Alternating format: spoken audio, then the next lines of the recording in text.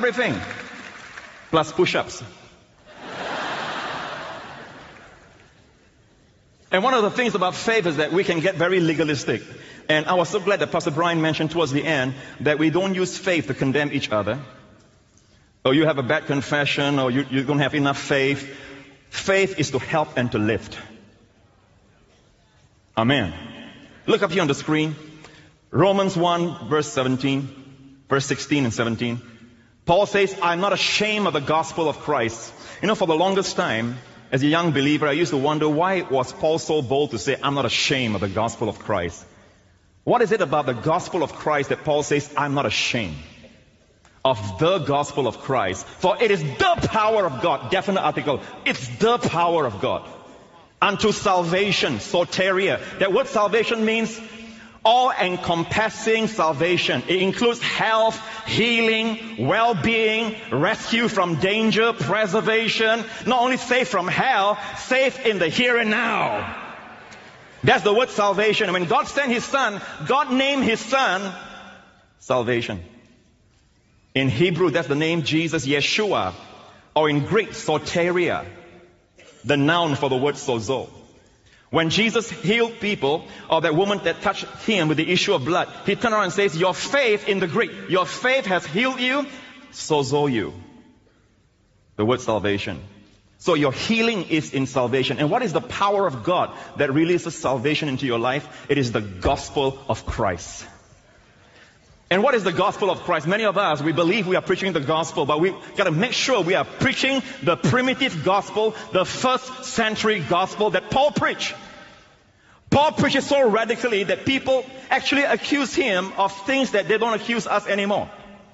They accuse Paul of preaching, shall we continue in sin that grace may abound? There must have been a reason why Paul was accused like that. So what was the gospel that Paul preached so strongly that he was falsely accused? And he says, I'm not ashamed. There was a reason why in the natural Paul might feel ashamed, because it was not the traditional message of doing good, you'll get good. Do bad, you get bad. But it's a message where you can receive good you don't deserve, because another received all the bad that you deserved. He said, I'm not ashamed of this gospel. Why? Let's check out this gospel. Next verse, verse 17 says, for in this gospel, for therein, or in this gospel, the righteousness of God is unveiled. It is revealed. It's not the sinfulness of man.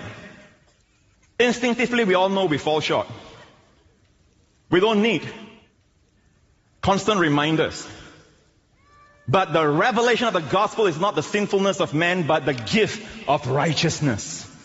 You can receive righteousness you didn't earn, you didn't work for. It's a gift. I said righteousness is a gift. Your right standing with God is a gift. And if you learn to receive that gift, and like what Pastor Brian taught us yesterday, confession of faith, the spirit of faith is, I believe and therefore I speak. It's not enough just to believe it in your head. You must say, I am the righteousness of God in Christ Jesus. Especially when you find yourself in the midst of your sin. Now, normally I don't promote my website, but just to let you know that every single week, no exaggeration, on my website, you'll have testimonies coming in of people all over the world, especially in America, who are delivered, set free, especially from pornography, from drug addictions, smoking. It's not just freedom from guilt and condemnation. It is freedom from destructive habits, especially pornography. I don't know why that is so, but you'll find it. Let me read to you a testimony of this man who wrote into our ministry. He says, I grew up as a pastor's kid. By the way, he's from Illinois, USA. I grew up as a pastor's kid, and I was baptized at 8 years old.